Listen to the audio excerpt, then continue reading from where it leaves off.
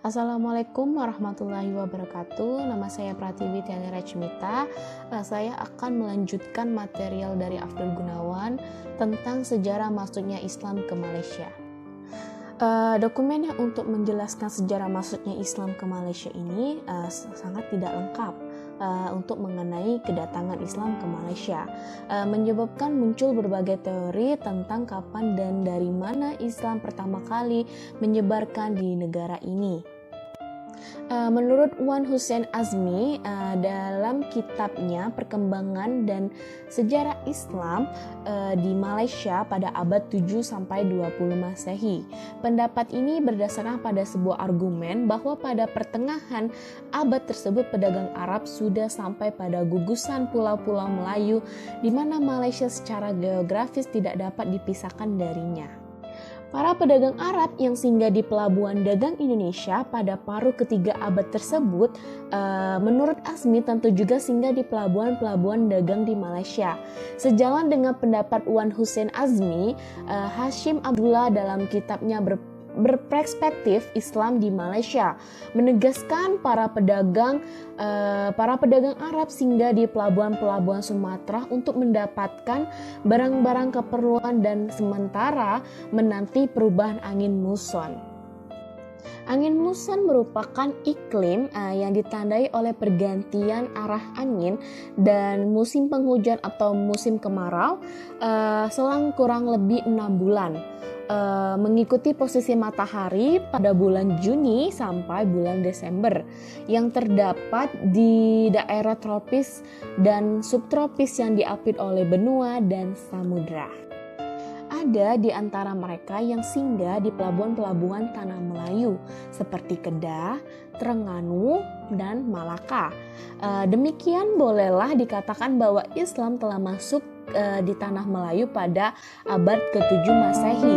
Namun pendapat atau teori ini masih sangat meragukan karena hipotesis tersebut terlalu umum dan masih dapat diperdebatkan.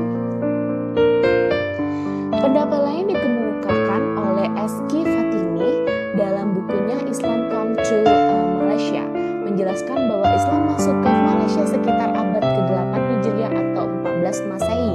Ia berpegang pada penemuan batu bersurat di daerah Terengganu yang bertanggal 702 Hijriah atau sama dengan 1303 Masehi. Batu bersurat tersebut ditulis dengan aksara Arab. Pada sebuah sisinya memuat pernyataan yang memerintahkan para penguasa dan pemerintah untuk berpegang teguh pada keyakinan Islam dan ajaran Rasulullah SAW. Dan pada sisi lainnya memuat 10 aturan dan mereka yang melanggarnya akan mendapat hukuman. Selain itu, Majul juga berpendapat bahwa Islam pertama kali tiba di Malaysia sekitar abad ke-15 dan 16 Masehi.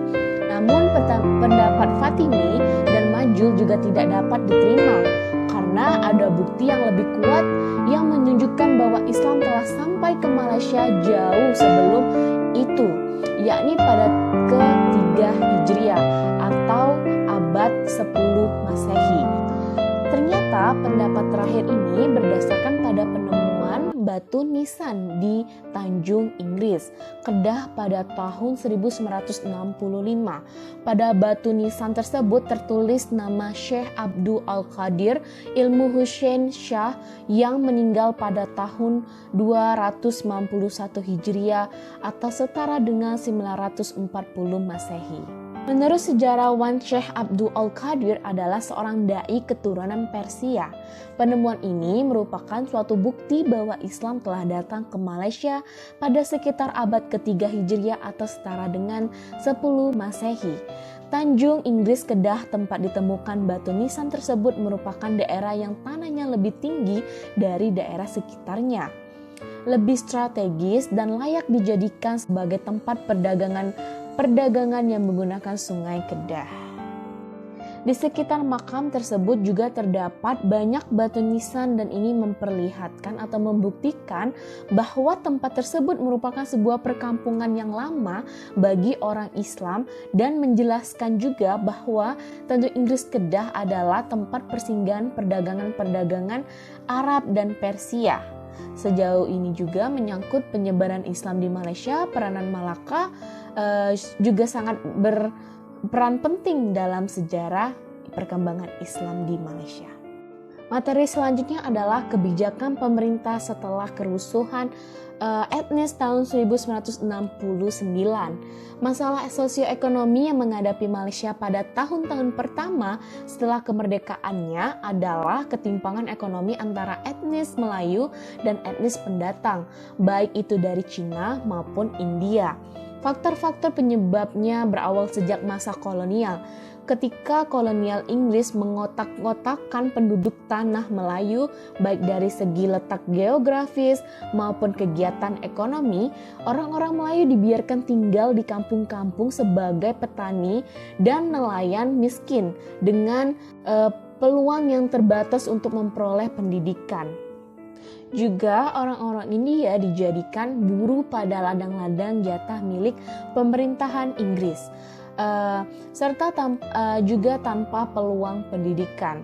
Sementara buat orang-orang Cina menguasai perdagangan perindustrian dan pertambangan. Akibatnya komunitas Cina yang kebanyakan tinggal di kota meraih kemakmuran dan menonjol di bidang ekonomi dan pendidikan. Sementara kaum Muslim Melayu yang kebanyakan tinggal di pedesaan dan bertani meski menguasai politik dan pemerintahan namun tertinggal di bidang ekonomi dan pendidikan. Kenyataan inilah yang kemudian menyulut kerusuhan antara etnis di Malaysia pada Mei 1969. Kerusuhan etnis ini merupakan suatu peristiwa yang digambarkan oleh Tuanku Abdul Rahman, mantan Perdana Menteri Malaysia, sebagai masa paling gelap dalam sejarah nasional Malaysia, yang menyebabkan ratusan orang meninggal dan sebagian terluka.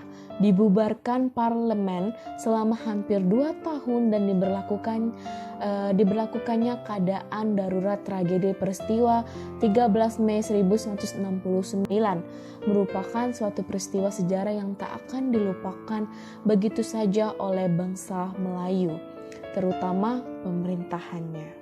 Peristiwa itu membuat pemerintah dan pemimpin-pemimpinnya untuk menciptakan UMNO atau disebut United Malaysia National Organization atau dalam bahasa Indonesianya Organisasi Nasional Malaysia Bersatu.